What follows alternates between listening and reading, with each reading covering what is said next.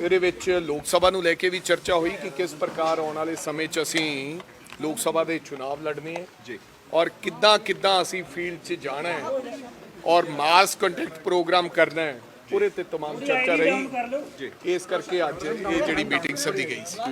कदों तो प्रचार शुरू हो जाएगा, कदों तो तुसी इलैक्शन दा बिगुल बजाते हुए नजर आ रहे? सो मेरे ख्याल असी प्रचार वास्ते तैयार हैं पर जिहड़ियां संगठन दे विच कोई किते कमियां जां कोई इहो जिहियां चीज़ां सीगियां ਉਹਦੇ ते अज डिस्कशन हुई है कि किस तरह आने वाले समय च असी सरकार नाल लड़ाई लड़नी है, किस तरह जिहड़े वो झूठे इल्जामात रोज़ फोकी मशहूरियां वाली सरकार साडे लोकां ते ला रही है उन्हां दे नाल किवें असीं उन्हां दा जवाब देना है और किद्दां असीं पंजाब दे लोकां दे विच जा के जो बुनियादी मुद्दे सन पंजाब दे लोकां ते उन्हां ते हजे तक आम आदमी पार्टी ने मशहूरियां वाली सरकार ने किसी प्रकार का कोई काम शुरुआत नहीं किया, उन्हां नूं किवें एक्सपोज करना है ਤੇ ਕਿਵੇਂ ਪਾਰਲੀਮੈਂਟ ਦਾ ਚੁਣਾਵ ਲੜਨਾ ਹੈ ਉਹ ਸਮਾਪਤ ਸੰਗਠਨ ਦੇ ਪ੍ਰਧਾਨ ਲਗਾ ਦਿੱਤਾ ਹੈਗਾ ਸੁਨੀਲ ਜਾਖੜ ਕਿੰਨੀ ਵੱਡੀ ਚੁਣੌਤੀ ਮੰਨਦੇ ਹੋ? ਮੈਂ ਤਾਂ ਇਹ ਸਮਝਦਾ ਸੀ ਕਿ ਉਹ ਅਨਾਉਂਸਮੈਂਟ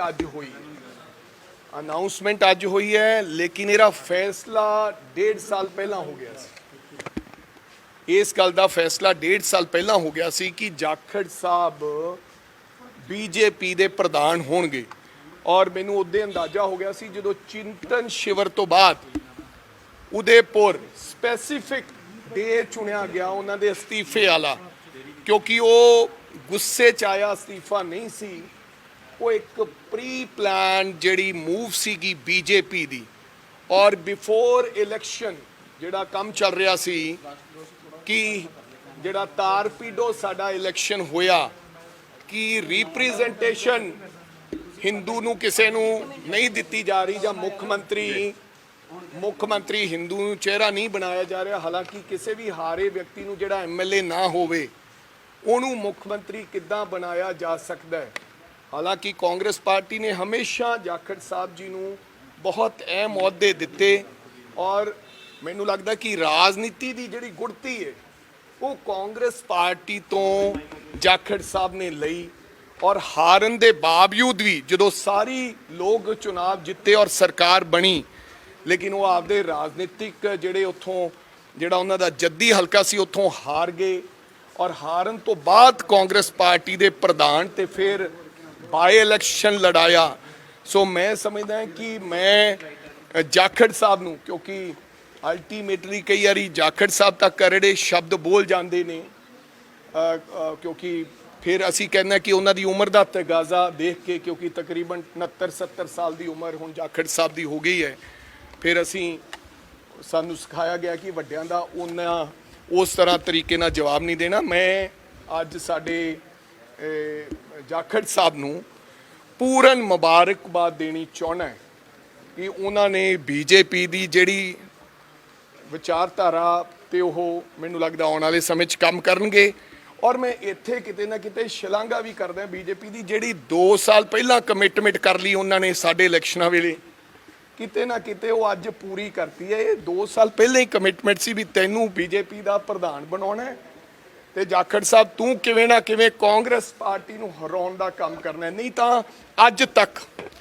बीजेपी ने मंत्री तो बना ले पार्टी तो पासे गए क्योंकि एक संगठन होता है बड़ी निराशता हुंदी है पूरा संगठन बीजेपी जिन्होंने लोगों ने विचारिया ने थल्लों बूथां तो लैके सानू भी निराशता हुंदी सी जो मनप्रीत सिंह बादल वर्गे लोगों नूं लिया के अगे बिठा दिता जांदा सी ते फिर मनप्रीत सिंह बादल का खमियाजा की निकलिया तुसीं देखिया ही है।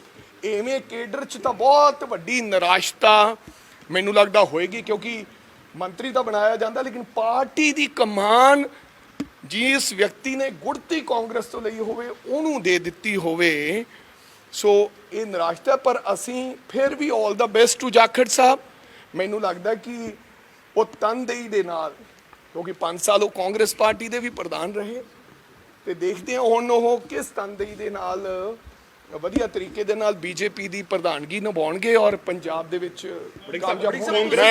मैं बेसिकली उन्हां नूं वधाई दिंदा परमात्मा ਜਾਖੜ ਸਾਹਿਬ ਨੂੰ ਚੜ੍ਹਦੀ ਕਲਾ ਰੱਖੇ। ਤੁਸੀਂ ਇੱਧਰ ਪ੍ਰਧਾਨ ਹੋ ਤੇ ਉਹ ਨਵੇਂ ਉੱਧਰ ਪ੍ਰਧਾਨ ਬਣ ਗਏ, ਤੁਹਾਨੂੰ ਕੀ ਲੱਗਦਾ ਕਿੰਨੀ ਕੁ ਚੁਣੌਤੀ ਮੰਨਦੇ ਹੋ? ਕਿਉਂਕਿ ਜਾਖੜ ਸਾਹਿਬ ਬਾਰੇ ਕਿਹਾ ਜਾਂਦਾ ਹੈ ਕਿ ਕਾਂਗਰਸ ਦੀ ਨਬਜ਼ ਨੂੰ ਬੜੀ ਚੰਗੀ ਤਰ੍ਹਾਂ ਉਹ ਜਾਣਦੇ ਨੇ। ਸੋ ਯਾਰ ਇਹ ਜ਼ਰੂਰੀ ਨਹੀਂ ਅੱਜ ਕੱਲ, ਹੁਣ ਪੁਰਾਣੇ ਨਬਜ਼ ਫੜਨ ਵਾਲੇ ਅੱਜ ਕੱਲ ਐਲੋਪੈਥੀ ਡਾਕਟਰ ਆ ਗਏ ਨੇ। ਅੱਜ ਕੱਲ ਰੋਬੋਟ ਜਿਹੜਾ ਉਹ ਸਰਜਰੀ ਕਰਦਾ ਹੈ, ਰੋਬੋਟ ਸਰਜਰੀ ਕਰਦਾ ਹੈ। ਅੱਜ ਕੱਲ ਨਬਜ਼ ਫੜਨ ਵਾਲੇ ਕੋਈ ਟਾਵਾ ਬਾਬਾ ਰਹਿ ਗਿਆ। ਤੇ ਮੈਨੂੰ ਲੱਗਦਾ ਨਬਜ਼ ਵਾਲਾ ਦਾ ਦੁਕਾਨ ਤਾਂ ਮਤਲਬ ਕਿ ਬਹੁਤੀ ਨਬਜ਼ ਵਾਲੀ ਚੱਲਦੀ ਨਹੀਂ, ਪਰ ਫਿਰ ਵੀ ਮੈਂ ਕਿਸੇ ਨੂੰ ਨਾ ਤਾਂ ਅੰਡਰ ਐਸਟੀਮੇਟ ਕਰਦਾ ਹੈ ਨਾ ਮੈਂ ਚੈਲੰਜ ਕਰਦਾ। ਸੋ ਮੈਂ ਉਹਨਾਂ ਨੂੰ ਮੁਬਾਰਕਬਾਦ ਦਿੰਦਾ ਕਿ ਉਹ ਬੇਖੂਬੀ ਦੇ ਨਾਲ, ਔਰ ਮੈਂ ਬੀਜੇਪੀ ਦੇ ਉਹਨਾਂ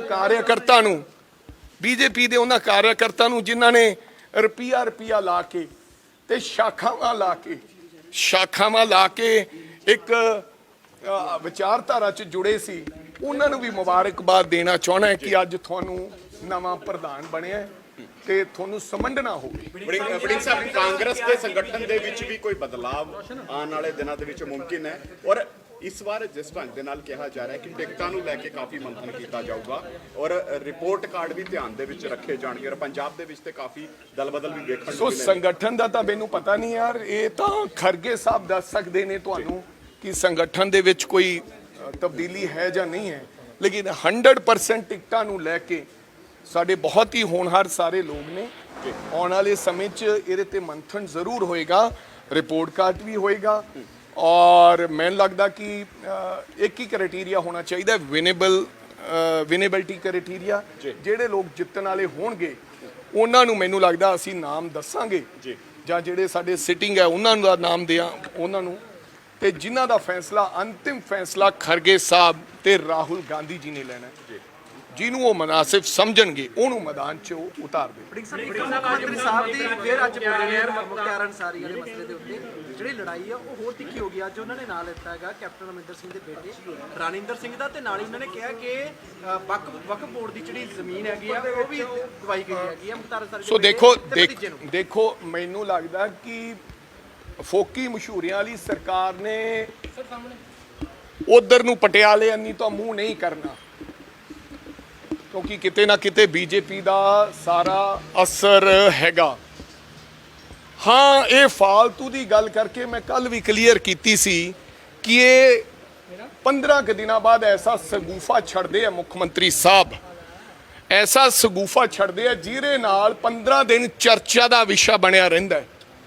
ਤੇ ਕੱਲ ਇਹ ਵੀ ਕਹਿਣਾ, ਕਿਉਂਕਿ ਕੁਝ ਐਸੇ ਚੈਨਲ, ਮੈਂ ਸਾਰੇ ਨਹੀਂ, ਸਾਰਿਆਂ ਦਾ ਤੁਹਾਡਾ ਧੰਨਵਾਦ ਕਰਦਾ, ਔਰ ਮੈਂ ਤੁਹਾਡਾ ਸਾਰਿਆਂ ਦਾ ਤਹਿ ਦਿਲੋਂ ਧੰਨਵਾਦੀ ਵੀ ਹਾਂ, ਤੁਸੀਂ ਸਾਡੀ ਗੱਲ ਚੱਕਦੇ ਹੋ। ਫਿਰ ਉਸੇ ਨੂੰ ਵਾਰ-ਵਾਰ ਦੁਹਰਾਈ ਜਾਂਦੇ ਆ, ਵਾਰ-ਵਾਰ ਉਹਦੇ ਤੇ ਚਰਚਾ ਕਰਾਈ ਜਾਂਦੇ ਆ ਤੇ ਜਨਤਾ ਦਾ ਸਮਾਂ ਖਰਾਬ ਕਰਦੇ ਆ। ਬੁਨਿਆਦੀ ਮੁੱਦੇ ਕੀ ਸਨ? ਲਾਅ ਐਂਡ ਆਰਡਰ ਬੁਨਿਆਦੀ ਮੁੱਦਾ ਹੈ, ਕਿਸਾਨ ਸੁਸਾਈਡ ਕਰਦਾ ਬੁਨਿਆਦੀ ਮੁੱਦਾ ਹੈ, ਟੀਚਰ ਅੱਜ ਕੁੱਟੇ ਜਾ ਰਹੇ ਆ ਬੁਨਿਆਦੀ ਮੁੱਦਾ ਹੈ, ਹੈਲਥ ਮੁੱਦਾ ਹੈ, ਮਾਈਨਿੰਗ ਮੁੱਦਾ ਹੈ। ਇਹਨਾਂ ਤੋਂ ਧਿਆਨ ਭਟਕਾ ਰਹੇ ਨੇ ਤੇ ਕਿਤੇ ਨਾ ਕਿਤੇ ਜਿਹੜਾ ਬੀਜੇਪੀ ਦਾ ਏਜੰਡਾ ਕਾਂਗਰਸ ਨੂੰ ਕਮਜ਼ੋਰ ਕਰਨ ਵਾਲਾ, ਉਹ ਮੁੱਖ ਮੰਤਰੀ ਸਾਹਿਬ ਜਾਣੀ ਕਿ ਮਸ਼ਹੂਰੀਆਂ ਵਾਲੀ ਸਰਕਾਰ ਜਿਹੜੀ ਹੈ ਉਹ ਕਰ ਰਹੀ ਹੈ। ਕੇਵਲ ਤੇ ਕੇਵਲ ਮੁੱਖ ਮੰਤਰੀ ਸਾਹਿਬ ਦਾ ਮਸ਼ਹੂਰੀ ਕਰਨਾ ਕੰਮ ਰਹਿੰਦਾ ਹੈ। ਪਹਿਲਾਂ ਚੰਨੀ ਵਾਲੇ ਮਾਮਲੇ 'ਚ, ਹੁਣ ਆ ਨਵਾਂ ਮਾਮਲਾ ਫੜ ਲਿਆ, 15 ਦਿਨ ਇਹਨੂੰ ਲੱਗਣਗੇ। ਫਿਰ ਇਸ ਤੋਂ ਬਾਅਦ ਇੱਕ ਨਵਾਂ, ਮੈਂ ਪੰਜਾਬ ਦੀ ਜਨਤਾ ਨੂੰ ਤੁਹਾਡੇ ਰਾਹੀਂ ਕਹਿਣਾ ਚਾਹੁੰਦਾ ਕਿ ਹੁਣ ਜਿਹੜੇ ਇਹਨਾਂ ਨੇ ਐਡਵੋਕੇਟ ਜਨਰਲ ਬਣਾਏ ਨੇ, ਹੁਣ ਜਿਹੜੀ ਟੀਮ ਬਣਾਈ ਹੈ, ਫੌਜ ਤਿਆਰ ਕੀਤੀ ਹੈ, ਮੇਰੇ ਕੋਲੇ ਅੰਕੜੇ ਨੇ, ਮੈਂ ਤੁਹਾਨੂੰ ਦਿਆਂਗਾ।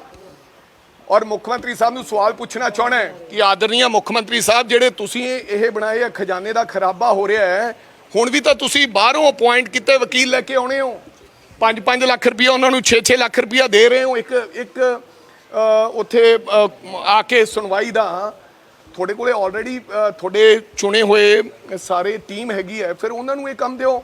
ਫਿਰ ਤੁਸੀਂ ਕਿੱਦਾਂ ਕਹਿ ਸਕਦੇ ਹੋ ਕਿਸੇ ਨੂੰ ਵੀ ਇਹਨਾਂ ਨੇ ਪੈਸੇ ਦਾ ਨੁਕਸਾਨ ਕੀਤਾ? ਤੁਸੀਂ ਵੀ you are doing the same task, ਤੁਸੀਂ ਵੀ ਤਾਂ ਉਹੀ ਕਰ ਰਹੇ ਹੋ। ਅਕਾਲੀ ਦਲ ਦੇ ਗੱਠਜੋੜ ਦੀਆਂ ਕਿਆਸਰਾਈਆਂ ਤੇਜ਼ ਹੋ ਗਈਆਂ ਕਿ ਮੁੜ ਤੋਂ ਮੈਂ ਤਾਂ ਕਹਿੰਦਾ ਬਹੁਤ ਚੰਗੀ ਗੱਲ ਹੈ। ਇਹੀ ਜਾਖੜ ਸਾਹਿਬ ਮਿਹਣੋ ਮਿਹਣੀ ਹੁੰਦੇ ਸੀ। ਅਸਲ ਵਿੱਚ ਤਾਂ ਸਾਰੇ ਜਿਹੜੇ ਰਾਜਨੀਤੀ ਦੇ ਵੱਡੇ ਘਰਾਣੇ ਆ, ਅਸੀਂ ਪਹਿਲਾਂ ਕਹਿੰਦਾ ਹੁੰਦਾ ਸੀ, ਇਹ ਅੰਦਰੋਂ ਇਕੱਠੇ ਹੈ। ਔਰ ਮੈਂ ਪਹਿਲਾਂ ਵੀ ਕਹਿੰਦਾ ਸੀ ਕਿ ਬੀਜੇਪੀ ਕਦੇ ਵੀ ਅਕਾਲੀ ਦਲ ਤੋਂ ਅੱਡ ਨਹੀਂ ਹੋਈ।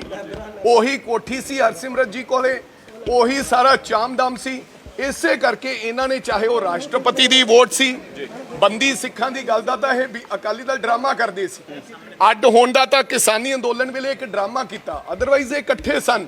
ਔਰ ਜਿਹੜਾ ਇਹਨਾਂ ਦਾ ਸਮਝੌਤਾ ਉਹ ਵੀ ਇਕੱਠਾ ਤੇ ਤੈਅ, ਲੇਕਿਨ ਇਹ ਵੇਖਣਾ ਵੀ ਕਿਦੋਂ ਹੁਣ ਇਹਨਾਂ ਨੇ ਅਲਟੀਮੇਟਲੀ ਲੋਕਾਂ ਦੇ ਉਜਾਗਰ ਕਰਨਾ ਹੈ। ਉਹ ਪਹਿਲਾਂ ਵੀ ਇਕੱਠੇ ਸਨ ਔਰ ਇਹਨਾਂ ਦੇ ਇਕੱਠ ਦਾ ਜਿਹੜਾ ਪੰਜਾਬ ਦਾ ਲੋਕ ਹੈ, ਪੰਜਾਬ ਦਾ ਹਿੰਦੂ ਹੈ, ਉਹਨਾਂ ਨੂੰ ਪਤਾ ਹੈ ਵੀ ਇਹਨਾਂ ਦੀ ਅਸਲੀਅਤ ਕੀ ਹੈ, ਉਹਨਾਂ ਨੂੰ ਪਤਾ ਵੀ ਤੱਕੜੀ ਦੀ ਅਸਲੀਅਤ ਕੀ ਹੈ, ਉਹਨਾਂ ਨੂੰ ਪਤਾ ਹੈ ਸਭ ਕੁਝ। ਉਹ ਇਹਨਾਂ ਤੇ ਬਿਲਕੁਲ ਵਿਸ਼ਵਾਸ ਨਹੀਂ ਕਰੇਗਾ। ਇਹ ਇਕੱਠੇ ਹੋਣ ਤਾਂ ਅਸੀਂ ਹੋਰ ਕੀ ਭਾਲਦੇ ਹਾਂ, ਸਾਨੂੰ ਤਾਂ ਚਾਓ ਚਾਹੀਏ ਜੇ ਇਹ ਇਕੱਠੇ ਹੋਣ। ਜਦੋਂ ਇਹ ਪਿਛਲੀ ਵਾਰੀ ਇਕੱਠੇ ਸੀ ਤੇ 8 ਸੀਟਾਂ ਉਦੋਂ ਅਸੀਂ ਲੋਕ ਸਭਾ ਦੀਆਂ ਜਿੱਤੇ ਸਾਂ।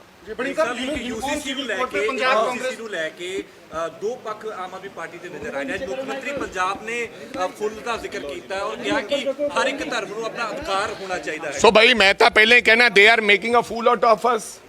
ਜਾਣਬੁੱਝ ਕੇ ਮੂਰਖ ਬਣਾਇਆ ਜਾ ਰਿਹਾ। ਯੂਨੀਫਾਰਮ ਸਿਵਲ ਕੋਡ ਤੇ ਨਹੀਂ, ਕੇਂਦਰ ਦੀ ਜਦੋਂ ਗੱਲ ਆਉਂਦੀ ਹੈ ਤਾਂ ਹਮੇਸ਼ਾ ਹੀ ਆਮ ਆਦਮੀ ਪਾਰਟੀ ਨੇ ਦੋਹਰੇ ਮਾਪਦੰਡ ਅਪਣਾਏ ਹੈ, ਚਾਹੇ ਉਹ ਸਿਟੀਜ਼ਨ ਬਿੱਲ ਸੀ, ਚਾਹੇ ਉਹ ਧਾਰਾ 370 ਸੀ, ਚਾਹੇ ਯੂਨੀਫਾਰਮ ਸਿਵਲ ਕੋਡ ਹੈ। ਜਿਹੜਾ ਤੁਹਾਡਾ ਰਾਜ ਸਭਾ ਮੈਂਬਰ ਹੈ ਉਹਨੇ ਇਹਦੀ ਹਮਾਇਤ ਕੀਤੀ ਹੈ। ਰਾਜ ਸਭਾ ਮੈਂਬਰ ਅਗਰ ਬੋਲਦਾ ਤਾਂ ਕੇਜਰੀਵਾਲ ਸਾਹਿਬ ਤੋਂ ਬਿਨਾਂ ਨਹੀਂ ਬੋਲ ਸਕਦਾ। ਜਿਹੜਾ ਬੰਦਾ ਚੀਮਾ ਸਾਹਿਬ ਨੂੰ ਡਾਂਟ ਲਾ ਸਕਦਾ ਹੈ, ਤੁਸੀਂ ਦੇਖਿਆ ਹੋਣਾ ਜਿਹੜੀ ਉਹ ਆਡੀਓ ਵਾਇਰਲ ਹੋਈ ਸੀ, ਉਹ ਕੇਜਰੀਵਾਲ ਸਾਹਿਬ ਤੋਂ ਬਿਨਾਂ ਪੁੱਛੇ ਨਹੀਂ ਬੋਲਦਾ। ਤੇ ਅੱਜ ਜਦੋਂ ਮੁੱਖ ਮੰਤਰੀ ਸਾਹਿਬ ਨੇ ਵੇਖਿਆ ਵੀ ਰੁੱਖ ਪੰਜਾਬ ਦੇ ਲੋਕਾਂ ਦਾ ਪਾਸੇ ਹੈ, ਮਿਨੋਰਿਟੀ ਸਟੇਟ ਹੈ, ਤੇ ਉਹਨਾਂ ਨੇ ਆਪਦੇ ਬਿਆਨ ਤੋਂ ਪਲਟ ਗਏ ਕਿ ਉਹਨਾਂ ਦਾ ਪੱਖ ਸੁਣਨਾ ਚਾਹੀਦਾ ਸੀ। ਡਬਲ ਸਟੈਂਡਰਡ ਹੈ। ਅਸੀਂ ਇਹ ਕਹਿੰਦੇ ਕਿ ਕਲੈਰਿਟੀ ਲਿਆਉਣੀ ਚਾਹੀਦੀ ਹੈ। ਜਾਂ ਤਾਂ ਮੁੱਖ ਮੰਤਰੀ ਸਾਹਿਬ ਕਹਿਣ ਕਿ ਜਿਹੜਾ ਸਾਡੇ ਰਾਜ ਸਭਾ ਮੈਂਬਰ ਨੇ ਬਿਆਨ ਦਿੱਤਾ ਉਹ ਬਿਲਕੁਲ ਗਲਤ ਹੈ, ਤੇ ਜਾਂ ਫਿਰ ਸਹਿਮਤੀ ਪ੍ਰਗਟਾਉਣ। ਹਰ ਗੱਲ ਤੇ ਉੱਥੇ ਜਾਣਾ, ਆਰਡੀਨੈਂਸ ਤੇ ਜਾਣਾ, ਇੱਧਰ ਉੱਧਰ ਜਾਣਾ, ਉਹ ਤਾਂ ਗੱਲ ਕਰਦੇ ਹੈ। ਸੋ ਮੇਰੇ ਕਹਿਣ ਦਾ ਮਤਲਬ ਇਹ ਜਾਣਬੁੱਝ ਕੇ ਡਬਲ ਸਟੈਂਡਰਡ ਮੁੱਖ ਮੰਤਰੀ ਸਾਹਿਬ ਗੱਲ ਕਰ ਰਹੇ ਹੈ। ਤੇ ਮੈਂ ਤੁਹਾਨੂੰ ਪਹਿਲਾਂ ਹੀ ਕਿਹਾ ਕਿ ਇਹ ਆਪਸ ਵਿੱਚ ਮਿਲੇ ਹੋਏ ਆ। ਇਹਨਾਂ ਚੀਜ਼ਾਂ ਤੋਂ ਹੀ ਗੱਲ ਆ ਰਹੀ ਹੈ ਕਿ ਆਪਸ ਵਿੱਚ ਮਿਲੇ ਹੋਏ ਆ, ਕਿਉਂਕਿ ਹਰ ਚੀਜ਼ ਤੇ ਹਮਾਇਤ ਕਰ ਦੇਣੀ ਬਿਨਾਂ ਆਖੇ। ਆਰਡੀਨੈਂਸ ਦੇ ਮਸਲੇ ਨੂੰ ਲੈ ਕੇ ਸੀਐਮ ਸਾਹਿਬ ਕਹਿੰਦੇ ਨਜ਼ਰ ਆਏ ਨੇ, ਕਦੋਂ ਤੱਕ ਮਾਰ ਝੇਲਦੀ ਹੋਊਗੀ ਕਾਂਗਰਸ? ਕਿਉਂ ਨਹੀਂ ਵਿਰੋਧੀ? ਸੋ ਦੇਖੋ, ਪਹਿਲਾਂ ਤੁਸੀਂ ਇਹ ਗੱਲ ਕਰੋ, ਤੁਸੀਂ ਧਾਰਾ 370 ਦੀ ਗੱਲ ਕੀਤੀ, ਤੁਸੀਂ ਸਿਟੀਜ਼ਨ ਬਿੱਲ, ਤੁਸੀਂ ਤਾਂ ਬੀਜੇਪੀ ਹਜੇ ਕਹਿੰਦੀ ਨਹੀਂ, ਤੁਸੀਂ ਸਮਰਥਨ ਕਰ ਦਿੰਦੇ ਹੋ ਨਾਲ ਦੀ ਨਾਲ। ਆਪੋਜੀਸ਼ਨ ਪਾਰਟੀਆਂ ਨੂੰ ਫੈਸਲਾ ਲੈਣ ਦਿਓ। ਤੁਸੀਂ ਐਡੀ ਕੁ ਪਾਰਟੀ ਹੋ, ਇੱਕ ਰਾਜ ਚੋਂ ਤੁਸੀਂ, ਅਸੀਂ ਪੂਰੇ ਦੇਸ਼ ਦੇ ਵਿੱਚ ਹਾਂ। Let us decide. ਯੂਯੂਸੀ ਤੇ ਅਸੀਂ ਕੀ ਕਰਦੇ ਹਾਂ, ਧਾਰਾ 370 ਤੇ ਸਾਡੀ ਔਰ ਆਪੋਜੀਸ਼ਨ ਦੀ ਵਿਚਾਰਧਾਰਾ ਹੋਰ ਸੀ, ਤੁਹਾਡੀ ਕੋਈ ਹੋਰ ਸੀ। ਸਿਟੀਜ਼ਨ ਬਿੱਲ ਤੇ ਸਾਡੀ ਵਿਚਾਰਧਾਰਾ ਕੁਝ ਹੋਰ ਸੀ, ਤੁਹਾਡੀ ਕੁਝ ਹੋਰ ਸੀ। ਯੂਜੀਸੀ ਤੇ ਸਾਡੀ ਵਿਚਾਰਧਾਰਾ ਕੁਝ ਹੋਰ ਹੈ, ਤੁਹਾਡਾ ਕੁਝ ਹੋਰ ਕਹਿੰਦੇ। ਸਾਨੂੰ ਇਹ ਨਾ ਪੜਾਓ, ਸਾਨੂੰ ਮੁੱਖ ਮੰਤਰੀ ਸਾਹਿਬ ਇਹ ਨਾ ਪੜਾਓ ਵੀ ਅਸੀਂ ਕੀ ਆਰਡੀਨੈਂਸ ਤੇ ਸਟੈਂਡ ਲੈਣਾ। ਜਦੋਂ ਆਰਡੀਨੈਂਸ ਆਏਗਾ, ਇਹ ਤਾਂ ਪਹਿਲਾਂ ਹੀ ਭੂਮਿਕਾ ਬੰਨੀ ਫਿਰਦੇ ਹੈ। ਜਿੱਦਾਂ ਆਰਡੀਨੈਂਸ ਆਏਗਾ ਉਹਦੇ ਕਾਂਗਰਸ ਪਾਰਟੀ ਦਾ ਕੀ ਰੁਖ ਹੋਏਗਾ ਉਹ ਦੇਸ਼ ਦੀ ਜਨਤਾ ਨੂੰ ਪਤਾ ਲੱਗ ਜਾਏਗਾ। ਕਦੇ ਵੀ ਕਾਂਗਰਸ ਪਾਰਟੀ ਬੀਜੇਪੀ ਦਾ ਸਾਥ ਜ਼ਿੰਦਗੀ ਭਰ ਨਾ ਦਿੱਤਾ ਹੈ, ਨਾ ਦੇਣਾ ਹੈ, ਕਿਉਂਕਿ ਇਹ ਵਿਚਾਰਧਾਰਾ ਦੀ ਲੜਾਈ ਹੈ।